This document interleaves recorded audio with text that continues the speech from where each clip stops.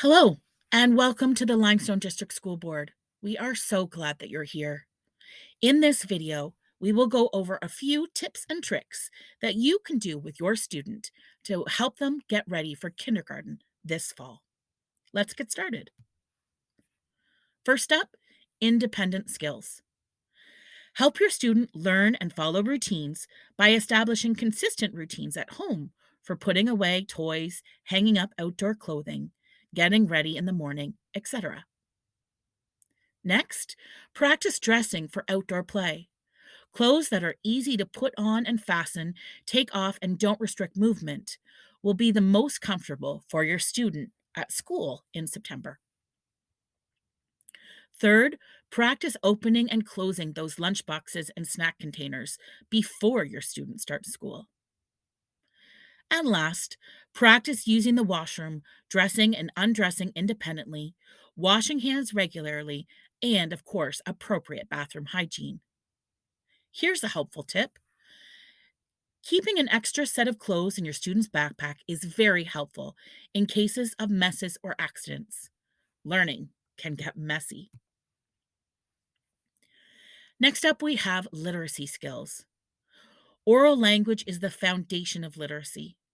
Talk to your child, ask them questions, sing songs, and play games together where turn taking and listening are required. For example, in the game Simon Says. Everyday conversations with your student are so important. Next, read and share books with your student. Talk about the way we hold books, turn pages, and the direction we read. Ask questions and talk about what you read in the stories and texts you share together. Third, build your child's vocabulary about interesting words and objects. For example, look at that airplane. Those are the wings of the plane. Why do you think they're called wings?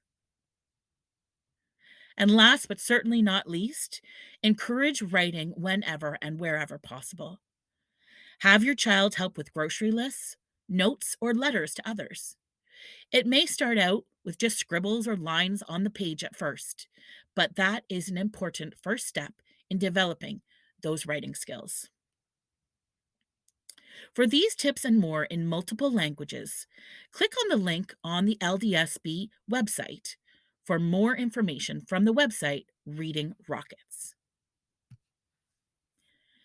Next up, we have math skills. Make counting fun and a frequent activity by counting constantly. Count their toys, their shoes, mailboxes on your walk, swings at the park, everything. When counting, encourage your student to touch, point, and move objects as they say the number out loud. Number 2, point out shapes in your home and when you go for a walk or a drive. Ask them if they can find something that is a circle, a square, or a triangle when they are playing. Using Play-Doh or kinesthetic sand, make and manipulate two-dimensional and three-dimensional shapes and compare them. Number 3, use language that describes the position of items. For example, the toy is under the table, or the books are above the bed. Doing puzzles together also helps build this vocabulary.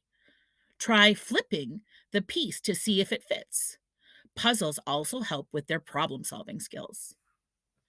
And number 4, have your child sort different items based on their colors, shapes, sizes, or how we use them.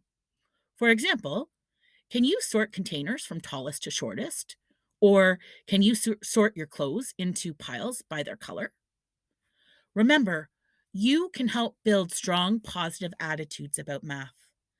When children feel positively engaged and successful, they are more likely to stick with an activity or a problem to find a solution. We are all mathematicians. And last but not least, we have fine and gross motor skills. For fine motor, provide opportunities for your student to practice buttoning, doing zippers, drawing, and cutting to help develop those fine motor skills. Also, using Play-Doh and puzzles help with fine motor development. Try flattening Play Doh using fingers or a rolling pin and practice drawing lines, shapes, and letters or numbers in the Play Doh using a toothpick. For gross motor, provide opportunities for your student to develop ball handling, skipping, hopping, and jumping skills. Also, encourage balancing, climbing, and reaching when you visit your local park. Put on some music and dance around the house.